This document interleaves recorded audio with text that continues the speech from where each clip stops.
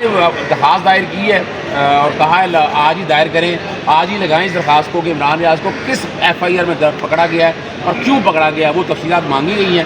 اور باقی ہماری ٹیمیں جو ہیں وہ کینٹ کچہری، احساس دہشت گردی court, F I A court ہر جگہ موجود ہیں، ابھی تک جو ہے عمران ریاض کو پیش نہیں کی۔ سپریم کورٹ کے وکیل حضرت صاحب آپ اور میاں علی اشفاق بھی ساتھ تھے، تو آپ اتنے سینئر وکیل، آپ پر بھی تشدد، آپ کی ٹیم پر تشدد، اب وجہ کیا ہے سر؟ دیکھیں بات بڑی واضح ہے، ڈر ہے اور خوف ہے، فسائیت۔ حالانکہ میں بتاتا چلوں، میں نے عمران ریاض کی شورٹی دی اسلام آباد ہائی کورٹ کے اندر کہ بھئی میں شورٹی دیتا ہوں عمران ریاض پاکستان میں آئے گا۔ پھر عمران ریاض نے میں بیان حلفے بھی دیا اور 8 جولائی کی ڈیٹ ہی پڑی، لیکن وہ ڈر اور خوف ہے، اتنا خوف ہے، یعنی وہ یہ سب سمجھ ہی بیٹھے ہیں کہ فائر وال لگا لیں گے، سوشل میڈیا کا کنٹرول کر لیں گے۔ یہ دنیا اب اتنی آسانی سے کنٹرول ہونے والی نہیں ہے۔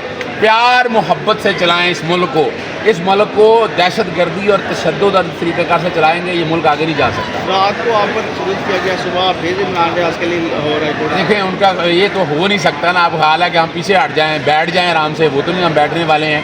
باقاعدہ اندراج مقدمہ کی درخواست انشاءاللہ دی جائے گی کہ جو تشدد کیا، جو ظلم کیا، اس ساری کو سامنے رکھ کے آئے نا، کون لوگ ہیں وہ سامنے آئیں، ہم بھی عدالتوں کے سامنے اب رکھیں گے۔ اب میرا جہاں تک خیال ہے اب سپریم کورٹ کو اس سارے معاملے میں، یہ ناجائز گرفتاریوں میں اس کو نوٹس لینا چاہیے، تاکہ یہ جو کچھ بھی فسائیت جاری ہے ختم ہو، قانون کی عمرانی ہو نا۔